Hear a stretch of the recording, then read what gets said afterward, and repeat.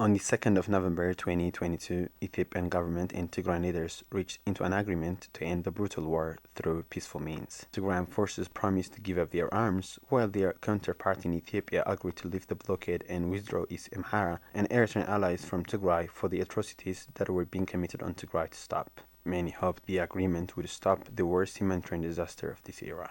Humanitarian aid started to trickle to Tigray. Tigrayan forces started to leave the battlefront lines. The world has also praised the confidence-building measures taken by both parties. Ethiopian government partially restored communication and banking services in areas under its occupation, but it fell short to withdraw its allies, who are still committing unspeakable crimes on the people of Tigray. On Friday, AFP reported that people in Tigray are far from safe, while Eritrean forces and Amhara militia engaged in rape, looting and kidnapping. Last week, WHO's chief Tedros Adhanom said his uncle was killed by Eritrean forces. Last Saturday, I was informed that my uncle was murdered by Eritrean army. And I spoke to my mother, and she was really devastated because he was the youngest from their family, and he was almost same age with me, young uncle. So I was not in good shape, that's why. But good I met you, actually. Thank you. And I hope the peace agreement will hold and this madness would stop. But it just a very difficult moment for me. And he was not alone, by the way. In the village, when they killed him in his home, from same village, more than 50 people were killed, just arbitrarily. In his interview with Tigray Television, head of Tigray Agricultural and Rural Development Bureau Atunkunut Mezgebe said Eritrean forces are hampering humanitarian operations in the region. The facts on ground are not conducive for humanitarian because of the presence of Eritrean forces. They are making a lot of atrocities. According to an update by Tigray Emergency Coordination Center, on the 16th of December, Eritrean troops have killed 42 people just in the district of Salemti. The report also shared the killing of a family of 5 after they refused the abduction of their underage daughter. Last week, we had Emergency Coordination Center meeting in the presence of all humanitarian agencies and UN staffs. We have learned that one underage girl, the Eritrean force were trying to abduct her, and the family resisted because just as member of family, it is very painful to see when your underage daughter is just taken by the Eritrean forces. So the Eritrean forces killed all of them. So this is very bad news. This is just one example. It's very mind-blowing for everybody.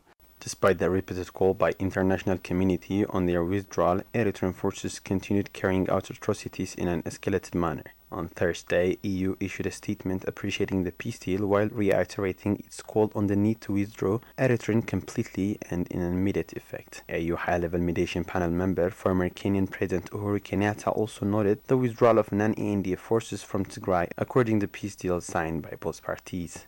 It is indeed part of the agreement that is out there that all foreign forces will be out of the Tigray region. So I think that is already a stated matter of fact.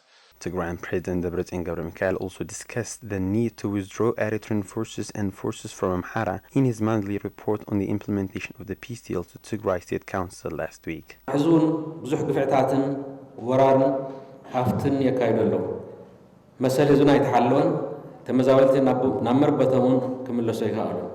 To this day, they are committing unspeakable atrocities on our people. The rights of our people remain violated. IDPs have not yet returned to their homes. The agreement said that disarmament of heavy weapons will take place simultaneously with withdrawal of non-ANDF forces, and the disarmament of light weapons will take place taking into consideration the security situation in Tigray. It was expected for the Ethiopian government to withdraw those forces and Tigrayan forces to disarm, but the forces are still operating in Tigray and continue to commit heinous crimes on our people. We have done our part. The Ethiopian government has to withdraw these forces and return the IDPs back to their homes.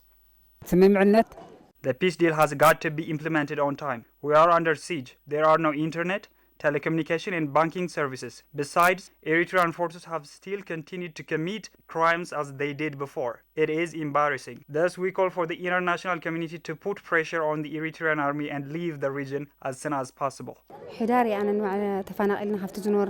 I was displaced from Tigrai on the 9th of December 2020. We stayed for some time around the Tigrai River. However, Eritrean forces killed our kids. We also got looted of our belongings. The world should hear our voices. We demand peace, but the Eritrean regime is plotting to spoil it all. The presence of Eritrean troops to the civilian population in Tigray has only meant dazzling cases of gang rape, killing, kidnapping, looting, and the destruction of public and private properties. Will the world support the implementation of the hard-won peace deal and bring an end to the suffering of millions in Tigray remains unanswered.